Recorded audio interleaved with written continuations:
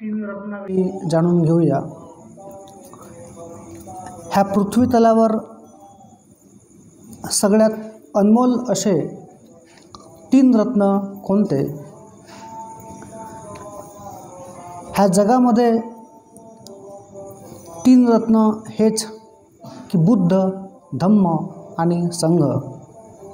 तसे रत्न खूप आहेत, हिऱ्याच्या खाणी खूप आहेत। हिरा भारतामध्येच उत्पन्न झाला, ज्या ठिकाणी उत्पन्न झाला त्या ठिकाणचं नाव पन्ना डिस्ट्रिक्ट आहे, ते MP मध्ये येतं। पण ह्याच्यासारख्या हिऱ्यासारख्या ह्यांच्याही पेक्षा हिरा म्हणजे रत्न ह्याच्याहीपेक्षा जो उत्तम क्वालिटीचा आहे रत्न, तोही रत्न ह्या भारतामध्येच उत्पन्न झाला, म्हणजेच ह्या भारत भूमीवर उत्पन्न झाला। तो म्हणजे बुद्ध, धम्म आणि संघ। ह्या तीन रत्नाशिवाय कोणतेच अमूल्य रत्न ह्या जगामध्ये नाही। म्हणूनच सम्राट अशोकाने जेव्हा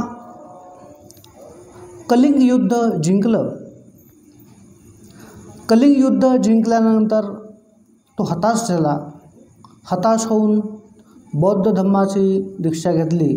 बौद्ध धम्माची दीक्षा घेऊन पूर्ण भारतामध्येच नाही तर पूर्ण विश्वामध्ये त्याने आपले बौद्ध भिक्षू पाठवलेत। बौद्ध भिक्षू पाठविले, त्याच्यानंतर पूर्ण भारत बौद्धमय त्या काळामध्ये झाला। भारत बौद्धमय झाला, खूप चांगली गोष्ट। त्याच्यानंतर आसपासचे जेवढे काही देश होते तेही बौद्धमय झाले। ते बुद्धमय झाले, त्यांचे जे गुरु होते मोग्गलीपुत्र तिस्स, त्यांनी प्रश्न केला। ते म्हणतात, भंतेजी, मी ह्या बुद्ध धम्मासाठी खूप काही दान दिलं, रुपये पैसे, बुद्धविहार बांधलेत, 84,000 त्यांनी स्मारक, बुद्ध शिलालेख, बुद्धविहार शिलालेख असे बांधून ठेवले पूर्ण भारतामध्ये। ह्याच्याशिवाय अजून काय आहे? ते म्हणतात, मोग्गलीपुत्र तिस्स भंतेजी म्हणतात की ह्याच्याशिवाय अजून काही बरंच आहे, अजून बरंच काही आहे दान द्यायसाठी। ते म्हणतात की ह्याच्याशिवाय अजून काय आपण दान देऊ शकतो? मी एवढं सगळं काही दान देऊनही मी ह्या धम्माचा उत्तराधिकारी कसा होईन? तर ते म्हणतात की ह्या धम्माचा जर तुम्हाला उत्तराधिकारी व्हायचं आहे तर त्याच्यासाठी आपला पुत्र किंवा पुत्री ही दान दिली पाहिजे। त्यानंतर ते खूप विचार करतात। विचार केल्यानंतर ते आपला एक पुत्र महेंद्र आणि पुत्री संघमित्रा हिला बौद्ध भिक्षू बनवतात आणि ते श्रीलंकाला धम्म प्रचारासाठी पाठवतात। ते पाठवल्यानंतर खूप ह्या भारतामध्ये सम्राट अशोकाची चर्चा होते की ते म्हणतात, सब्बदानं धम्मदानं जिनाती। आपण जे काही दान देतो त्या सगळ्या दानामध्ये धम्माचं दान हे श्रेष्ठ दान आहे। ह्या दानापेक्षा श्रेष्ठ दान कोणतंच नाही आहे। तुम्ही कितीही रुपये पैसे दान दिले, औषधी, कपडे, सगळे काही जे काही आहेत ते दान दिले, पण त्याहीपेक्षा दान म्हणजे धम्मदान हे आहे। धम्मदान म्हणजे वास्तविक पाहता जीवन जगण्याची कला। धम्म हा जीवन जगण्याची कला शिकवतो। जीवन आपण कसं जगावं, समाजामध्ये आपण कसं राहावं हेच धम्म शिकवतो। जीवन जगताना मनुष्याला कोणत्या गोष्टी उपयुक्त आहेत, तिची उपयुक्तता किती। जसं गणितामध्ये एक सूत्र आहे, त्या सूत्राला सॉल्व करायसाठी त्याचा प्रमेय असतो। जसा कपडा हा कपडा आहे, ह्याच्या मोजमापासाठी एखादा मीटर असतो. जे द्रव्य असतं त्याला मोजमापासाठी लिटर असतं आणि जे घन पदार्थ आहेत त्याला त्याच्या मोजमापासाठी किलो असतो. तसंच माणूस हा आपल्या समाजामध्ये जीवन कसं जगला पाहिजे ह्याचाच मापदंड म्हणजेच तुम्ही आता जे घेतलेले शील आहेत तेच शील आहे. पंचशील, ज्याला आपण पंचशील म्हणतो. पहा, अगोदर रत्नाची गोष्ट केली, आता ही पंचशीलची गोष्ट आहे. ह्या पंचशिलेशिवाय माणूस हा आपला श्रेष्ठ जीवन ह्या समाजामध्ये जगूच शकत नाही. म्हणून बुद्ध धर्मामध्ये ह्या पंचशिलेला अतिशय महत्त्व आहे.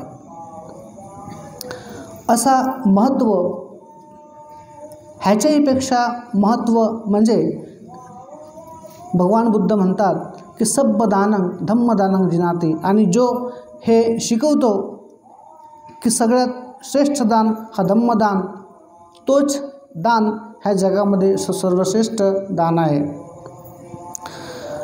सम्राट अशोक ज्यावेळेस भारतामध्ये फिरत होते, पुष्कळशा ठिकाणी गेले.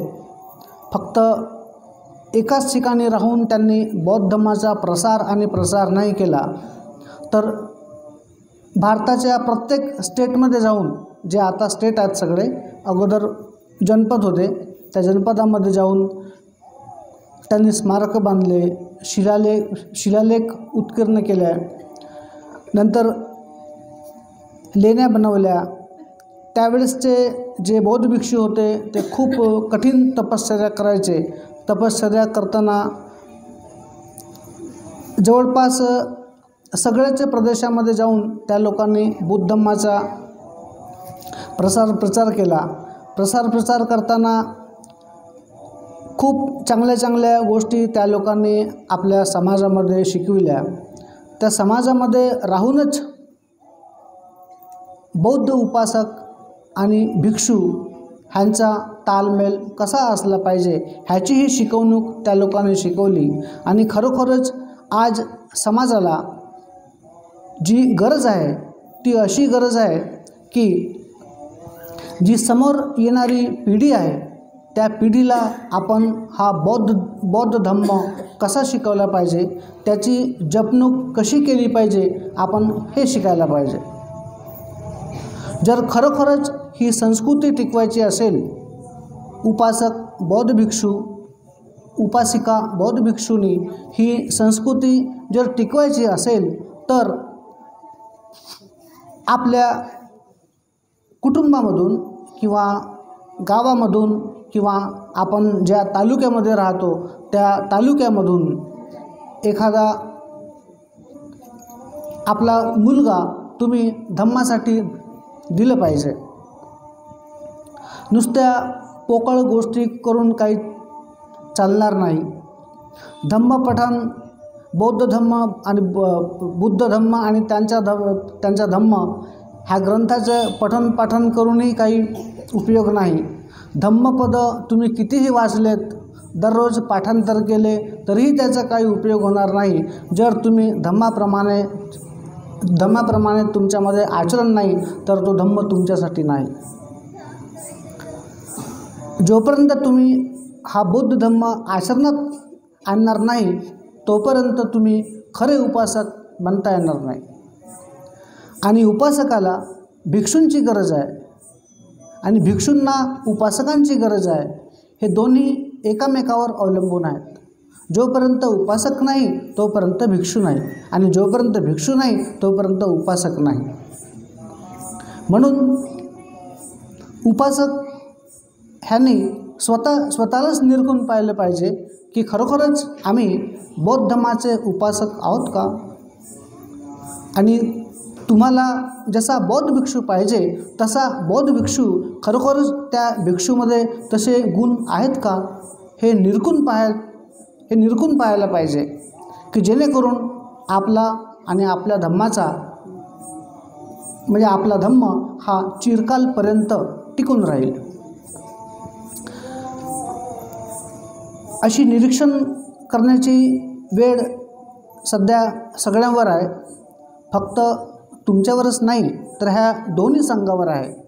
आणि हे दोन्ही संघ जर एकमेकांशी ताळमेळ बांधून राहतील तरच ह्या बौद्ध धम्माचा प्रसार आणि प्रचार हा संभव आहे, अन्यथा संभव नाही.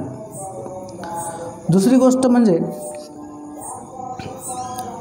बुद्ध धम्म हा केवळ एका विशिष्ट समुदायासाठी नाही आहे, हा सगळ्यांसाठी आहे. ह्याच्यामध्ये कोणताच भेदभाव नाही आहे. कोणी गोरा आहे, कोणी काळा आहे, कोणी उंच आहे, कोणी ठेंगणा आहे, कोणी कसा आहे दिसायला, कोणी कोणत्या जातीचा आहे, ह्याचा काहीच संबंध नाही आहे. हा सगळ्यांसाठी आहे.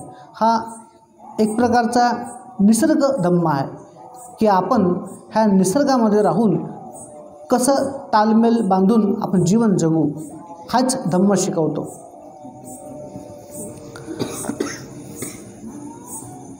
ह्या जगामध्ये खूप काही शिकण्यासारखं आहे.